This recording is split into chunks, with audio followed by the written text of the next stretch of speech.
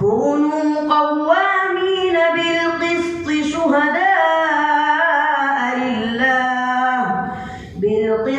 شهداء لله ولو على أنفسكم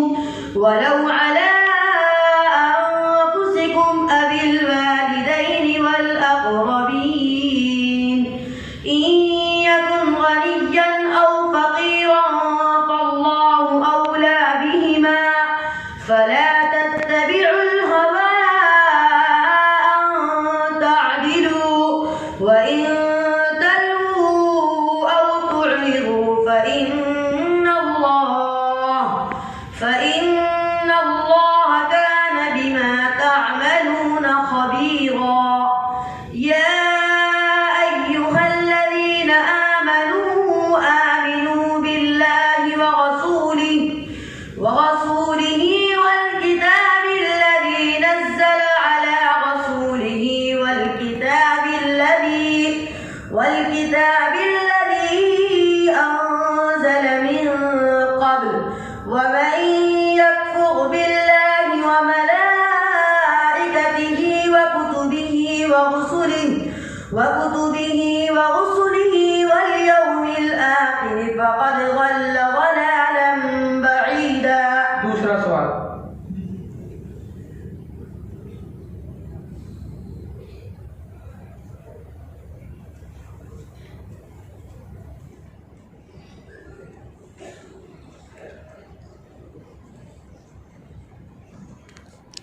وكم قصمنا من قرية كانت ظالمة وأنشأنا بعدها قوما آخرين.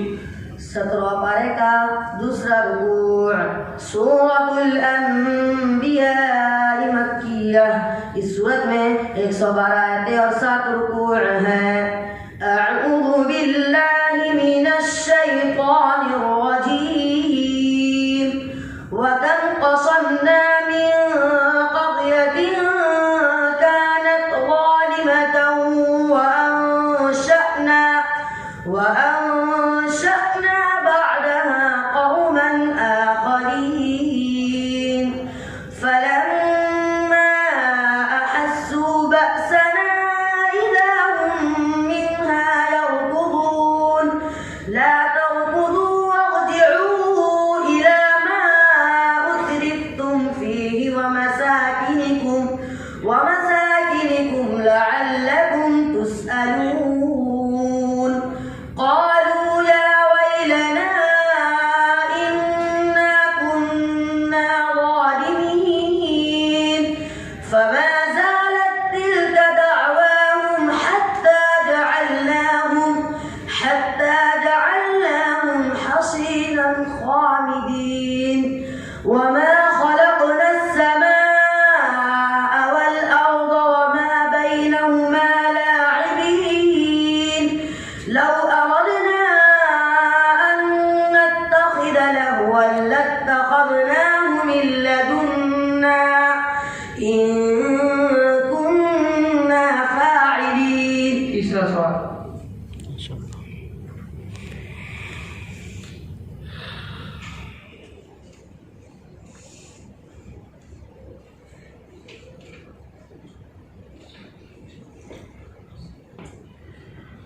أعوذ بالله من الشيطان الرجيم. أم نجعل الذين آمنوا وعملوا الصالحات كالمفسدين في الأرض أم نجعل المتقين كالفجار. 23वां पारे का 12वां रुकूअ सूरतुस साफ़ात मक्किया। इस सूरत में 128 आयतें और सूरतुस साफ़ात मक्किया। أعوذ بالله من الشيطان الرجيم. أم نجعل الذين آمنوا وعملوا الصالحات كالمفسدين في الأرض أم نجعل المتقين كالفجار.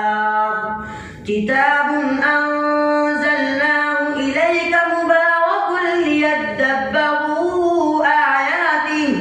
ليدبروا آياته وليتذكر أولو الألباب ووهبنا له داود وسليمان أم نجعل المتقين كالفجار كتاب أنزلناه إليك مبارك ليدبروا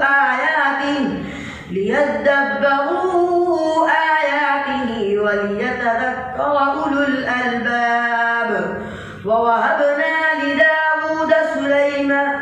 ووهبنا لداود كتاب أنزلناه إليك مبارك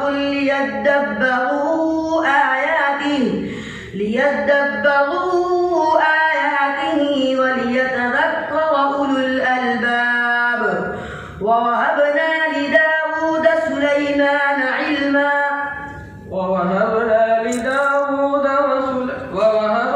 لداود سليمان نعم العبد